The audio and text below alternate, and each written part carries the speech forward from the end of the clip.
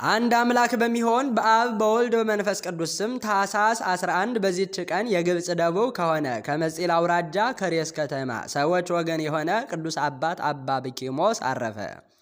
እርሱም የአባቱን በጎች የሚጠብቅ ነበረ። ዕድሜውም 12 ዓመት ሲሆነው ከእግዚአብሔር የታዘዘ መልአክ በጎልማሳ አምሳል ተገለጠለትና በአንድነት ሄደን እንመነኩስም ዘንድ ትሻለህን? አለው። እርሱም አዎን አለ። ሁለቱም ተስማምተው ወደ አስቄጥስ ገዳም በአንድነት ተጓዙ።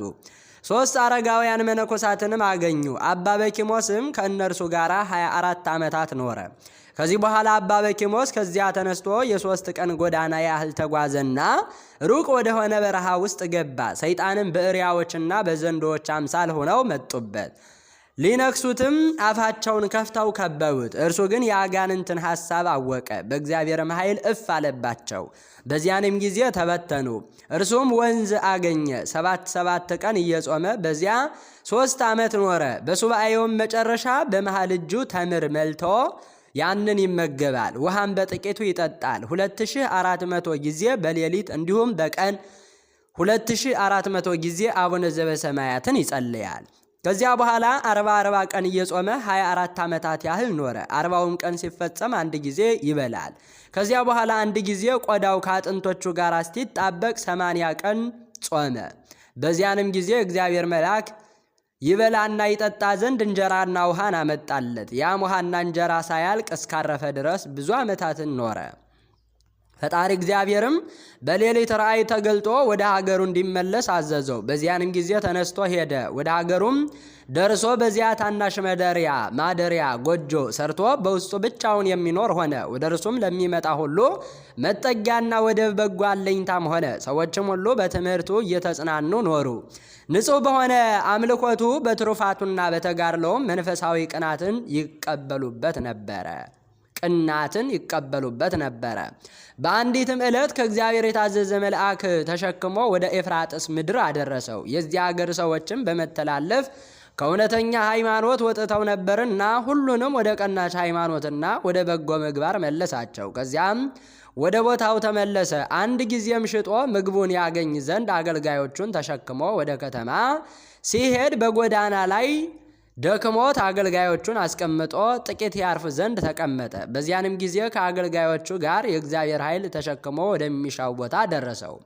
በዚያንም ወቅት አባ ሲኖዳ ከፍተኛ የዕንቁ ባህሪ ምሰሶ በራእይ አየና ይህ ታላቅ ምሰሶ ምንድን ነው ብሎ ደነገጠ። የእግዚአብሔርን መልአክ ተገልጦ ይህ አባ በኪሞስ ነው አለው። አባ ሲኖዳም ወዲያውኑ ተነስቶ ወደ አባ በኪሞስ ሀገር እስኪደርስ በእግሩ ተጓዘ። ከዚያችም ቀን በፊት ከቶ አላየውም ነበረ። በተገናኙም ጊዜ እርስ በርሳቸው ሰላምታ ተሰጣጡ። አባ በኪሞስም ወጥ ሊያበስል ወደ አባ ሲኖዳንም ይህችንን ሥራ ያዛትና ሂደህ ውሃ ቀድተህ መልተህ አምጣልኝ አለው። በዚያንም ጊዜ አባ ሲኖዳ ተነሳና ያችንን ሥራ ተሸክሟት ውሃውንም ቀድቶ መልቶ አመጣለት። ወጡንም ፈልቶና በስሎ አገኘው። በዚያንም ጊዜ አባ በኪሞስ መሆኑን አወቀ። ከእርሱም ጋር ሰላምታን ደገመ እንጂ በመነሳሳትም ሰላምታ ተለዋወጡ።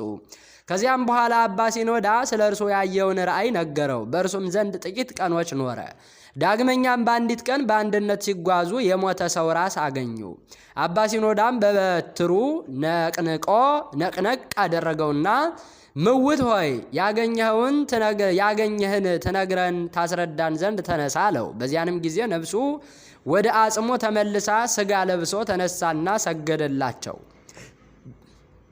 በሲኦል የሚሰራውንም ሁሉ በየወገናቸውም በውስጧ የሚያሰቃዩትን እርሱም አረማዊ እንደሆነ ነገራቸው። እንዲህም አለ። ክብር ይግባውና በጌታ ኢየሱስ ክርስቶስ ስም ያመኑ ትእዛዙን ግን ያልጠበቁ በአሕዛብ ሥራና በአረማውያን ርኩሰት የኖሩ ከእኛ በታች የሚኖሩ ክርስቲያኖች አሉ አለ። ቅዱሳንም ተመልሰ ተኛ አሉት። ወዲያውኑ እንደ ቀድሞ ሆነ። ከዚያ በኋላ አባ ሲኖዳ ቅዱስ በኪሞስን ተሰናብቶ ወደ ቦታው ተመለሰ። እረፍቱን በቀረበ ጊዜ ቅዱስ አባ በኪሞስ አገልጋዩን ጠርቶ በኖረበት ቦታ ስጋውን እንዲቀበር አዘዘው። ከዚያም በኋላ በሆድ ዝማ ህመም ጥቂት ታመመ። ቅዱሳንን በአንድነት ወደ እርሱ ሲመጡ አያቸው። በዚያንም ጊዜ ነፍሱን በእግዚአብሔር እጅ ሰጠ። መላእክትም ወደ ኢየሩሳሌም ሰማያዊት እስካደረሱት እያመሰገኑና እየዘመሩ አሳረጓት። መላ ዕድሜውም 7 ዓመት ሆነ። 12 ዓመትም በዓለም ውስጥ 58 ዓመት በምንኩስና ሥራ ኖረ። ለእግዚአብሔር ምስጋና ይሁን። እኛንም በዚህ አባት ጸሎት ይማረን፣ በረከቱ ከኛ ጋር ትኖር ለዘላለሙ አሜን። በዚህችም ቀን የኤጲስቆጶሱ በርቶሎሜዎስና የሰማዕቱ በጥላን መታሰቢያቸው ነው። በረከታቸው ከኛ ጋር ትኖር ለዘላለሙ አሜን።